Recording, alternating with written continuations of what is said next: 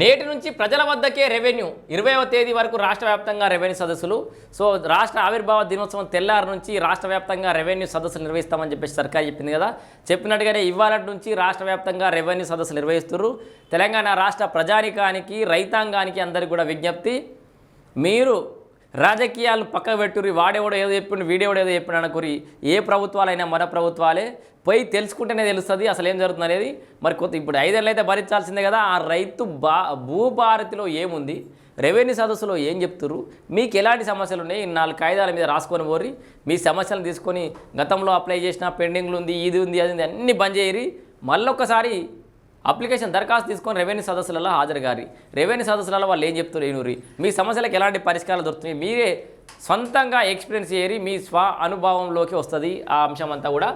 భూ సమస్యలపై దరఖాస్తుల స్వీకరణ పరిష్కారం, కలెక్టర్లు మానవీయ కోణంలో సమస్యలు పరిష్కరించాలని చెప్పేసి కూడా మంత్రి పొంగులేటి శ్రీనివాసరెడ్డి చెప్తున్నట.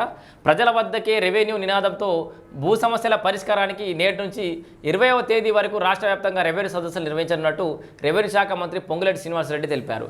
ఈ సదస్సుల్లో సమస్యలపై రైతుల నుంచి దరఖాస్తులు స్వీకరించి పరిష్కరిస్తామని వెల్లడించారు. కలెక్టర్లు మానవీయ కోణంలో భూ సమస్యల పరిష్కరించాలని ఎప్పటికప్పుడు క్షేత్రస్థాయిలో పర్యటించి సమస్యలపై ప్రత్యేక దృష్టి సారించాలని కోరారు.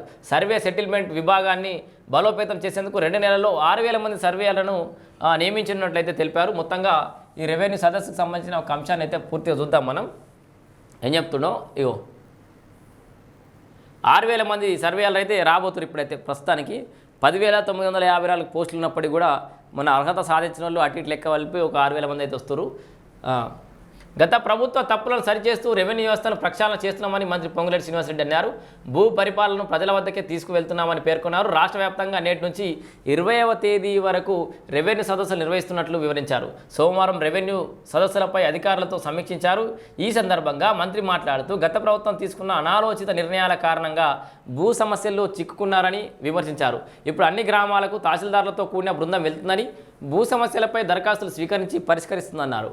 సో కలెక్టర్లు మానవీయ కోణంలో ఆలోచించాలని, ఎప్పటికప్పుడు క్షేత్రస్థాయిలో పర్యటించి భూ సమస్యల పరిష్కారంపై ప్రత్యేక దృష్టి పెట్టాలని సూచించారు. సో పైలట్ విజయవంతం. సో పైలట్ ప్రాజెక్టు విజయవంతమైందట, అదేందో చూద్దాం. భూభారతి చట్టాన్ని తీసుకొచ్చాక మొదటగా 4 పైలట్ మండలాల్లో 72 రెవెన్యూ గ్రామాల్లో రెవెన్యూ సదస్సులు నిర్వహించగా 13,000కు పైగా దరఖాస్తులు వచ్చాయని మంత్రి తెలిపారు. 2వ విడతలో 28 మండలాల్లో 421 రెవెన్యూ గ్రామాల్లో నిర్వహించిన సదస్సుల్లో